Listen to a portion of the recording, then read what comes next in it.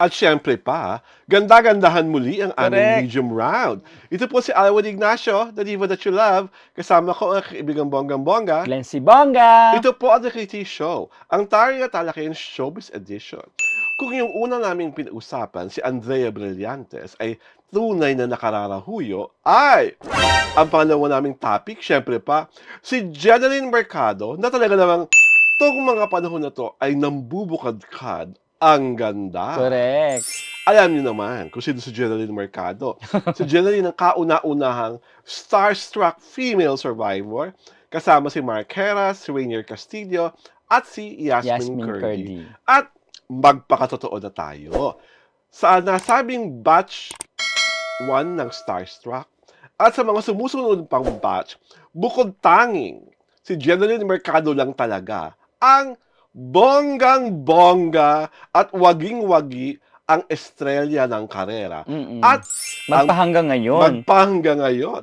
At ang lalong patotoo ng pamumudkadkad ng ganda at karera ni Jeneline ay ang katotohanan na siya ay, ano kaibigan Glenn? Siya ang bagong brand ambassador at saka endorser ng Beauty Derm, di ba? Anong mga produktong pinopromote ni Jeneline Mercado as brand ambassador? Ang pinopromote nga ini-endorse ni Jeneline sa Beauty Derm ay ang Cristock Supreme serums. Yung mga beauty serums na popular ngayon, di ba? Andyan yung tatlo yan eh.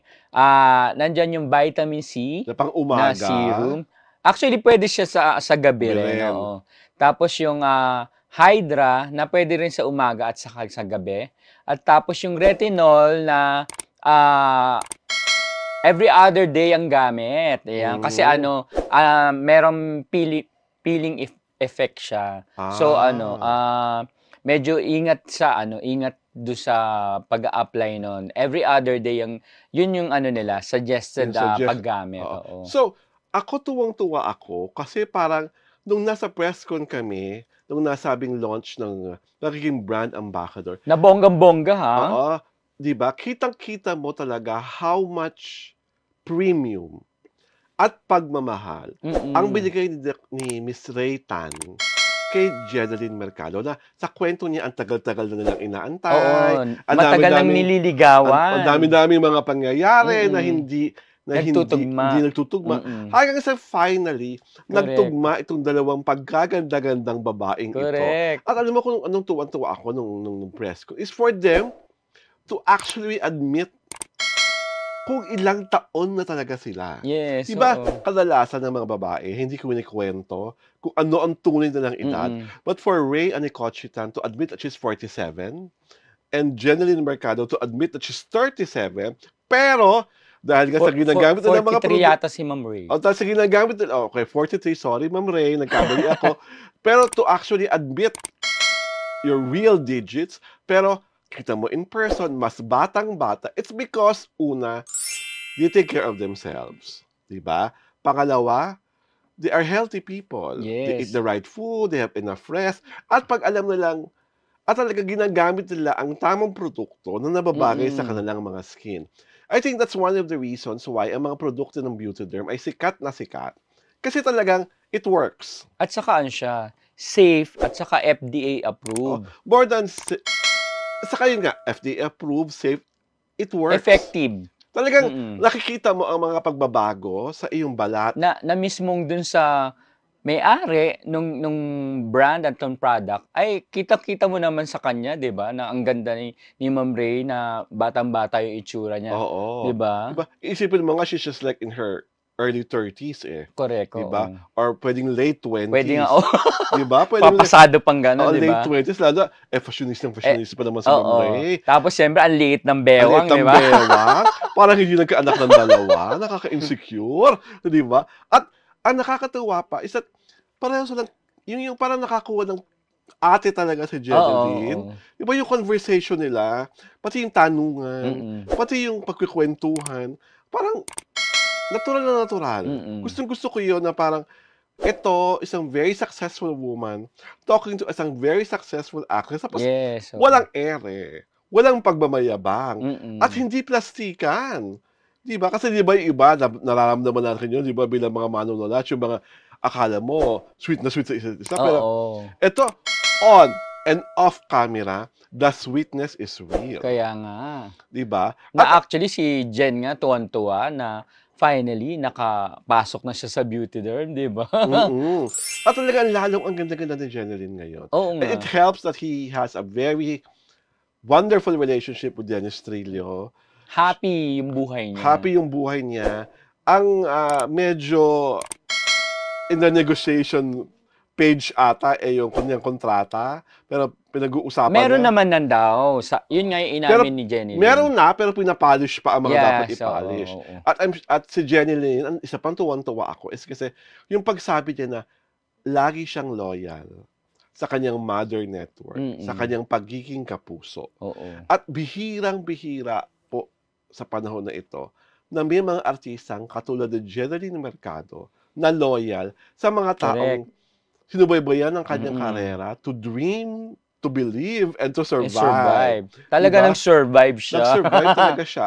At I think yung isa yon sa magagandang ugali ni Jeneline na nakita ni Ma'am Ray na talagang itong batang babaeng to talagang nasa puso ang kanyang mga ginagawa. At marunong tumanaw ng utang na loob. Correct. Diba? Hindi nasisilaw. Hindi na diba, nararahuyo ng mas malaking offer o kung ano-ano pa. Diba? At what I also find endearing is yung pag-aamin niya na, diba, parang meron na siyang naka-preserve na yung eggs niya sa ibang bansa. At kasi ano yun, mag-undergo dapat sila na in vitro fertilization, IVF. Kaso may dumating na. Si Dylan. Kaya kumbaga hinayaan mo na nila yung egg, naka-freeze muna siya. At sa kwento ni Jenny nung press con, di ba? Parang boy. Boy yun. So, sa amin, Jeneline, pagpatuloy mo lang ang bonggang-bongga mong karera. Kami ay tuwang-tuwa sa partnership niyo ni Ma'am Ray kasi from one beautiful lady to another beautiful lady. How could you go wrong naman? Diba? Saka ang gusto ko pa dyan sa dalawang yan, yung pagmamahal nila sa press. Yes. Diba? Lalo na kay Ma'am Ray, ramdam na ramdam mo yung pagpapahalaga, yung pagmamahal sa press, diba? Na talagang hindi katulad ng iba, di ba? Yung ibang CEO, si Ma'am Ray talagang nakikihalubilo sa press at talagang nakikipag-usap sa amin lahat. So, ramdam mo yung importansya. And what I also like most about her is that pag halimbawa, binanggit niya kung sino yung tao, alam niya kung saan publication. Memorize, ha? Walang nag-feed. Alam niya. So that goes to show how sincere she is in treating the members of media as part of her family. So yung tawag niya, di ba? Media fam. Gano'n siya ng gano'n ng actual press. Family talaga ang turing niya. Family ang turing niya sa press. At talagang napakasarap sa damdamin bilang isang manunulat na merong ganong klaseng pagpapahalaga. Correct. Dahil hindi po lahat ng tao sa industriyang aming kinabibilangan ay nagpaparamdam ng ganong klaseng importansya at pagmamahal sa aming mga manunulat. Yung po kasi, kakilala ka ngayon, kasi na yung sulat mo. Tapos pag nakasalubong mo sa kung saan, pag nasa labas ka na, nasa labas na kayo, ay Diyos ko. Diba? At ito po, pagkatotoo si Glenn, nang dumating yung panahon na nagkaroon siya ng krisis sa kanyang buhay, talagang bukas at bukal sa kalooban ni Ma'am Ray ang pagtulong. Naiyak na lang ako na may dumating na tulong from Ma'am Ray, di ba? At hindi lang po kay Glenn ano yung tulong na yun, ha? Meron pa pong mga scholars, si Ma'am Ray, na mga estudyante na parang almost graduating na yung iba. Yun yung maganda kay Ma'am Ray, di ba? May mga charity works pa siyang ginagawa. Yung corporate social responsibility niya talaga, panalo. Diba? At kitang-kita mo rin naman na yung mga artista na nag-i-stay sa kanya, binavalue ang karang pagiging nanay at ate at mahusay na tagapayo at tagagabay ni Ma'am Ray. Sana lahat ng endorser ay i-value talagang gano'n ang pagmamahal ni Ma'am Ray. Parang may gusto akong pangalanan. Wag na. Alam niyo naman kung sino yung mga nawawala. Kasi marami namang nagmamahal kay Ma'am Ray. Mas marami ang nagmamahal kaysa sa mga nawawala. At isa na nga sa mga nagmamahal at tiyak na mas lalo pa magiging maigting ang pagmamahala nilang dalawa ay ang nag-iisang si Jeneline Mercado. Yan. Ito po si Alwin Ignacio, the Diva That You Love. Kasama ko ang aking ibang bongga. Glenn Sibonga. Ito po ang The KT Show, ang Tarya na Talakayan Showbiz Edition.